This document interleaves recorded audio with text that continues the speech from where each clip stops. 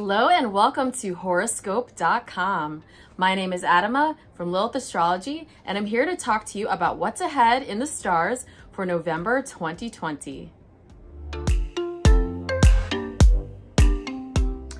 So on November 6th, Mercury, the planet of communication and how we process thoughts and information, will form a tense aspect called a square with Saturn in Capricorn.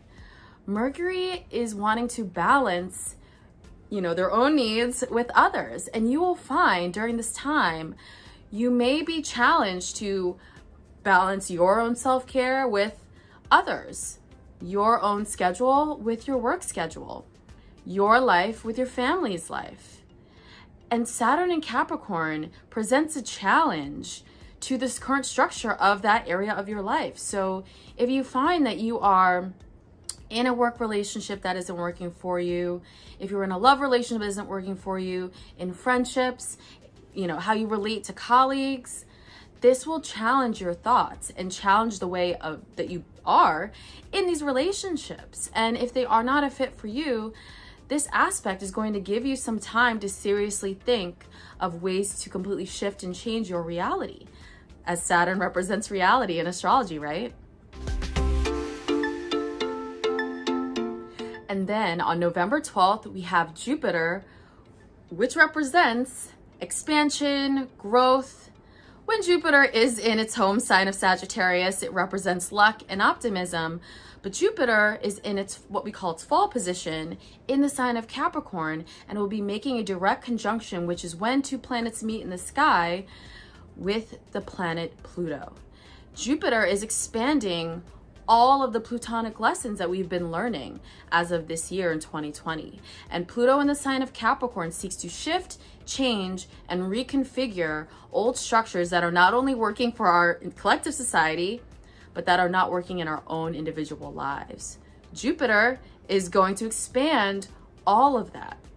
And so this is a pivotal time for all of us to look inward and take notice of what is around us and the things that we can actively do to be more in alignment and to serve others and to help our own communities. And then on November 21st, Venus, the planet ruling relationships, beauty, love, romance, justice, equality, will move into the deep and intense sign of Scorpio. Venus isn't too comfortable in the sign of Scorpio, just like Jupiter wasn't too comfortable in the sign of Capricorn. And essentially, Venus takes a deeper approach to the relationships versus, going more over the surface, like with the air signs. And when Venus is in a deep and intense water sign, it really seeks to merge and truly understand and truly be authentic to their needs. And it's all or nothing in this sign. So we will take a more intense approach to how we relate to others and really analyze our relationships. Really analyze, is this in alignment? In terms of the world stage, we will really take a look and seek to change and transform, because Scorpio also rules transformation, justice and equality, and things that are righteous and things that our government has not been doing for its people. So Venus can represent different sides to the relational aspect of life. But in your own life, it's time to take a good hard look at your relationships and those around you, because as we move towards the end of the month, there's another surprise in store. So as we round off the month on November 30th, we have the full moon, which is also a lunar eclipse in the sign of Gemini. And essentially a full moon is when the moon opposes the sun in the sky.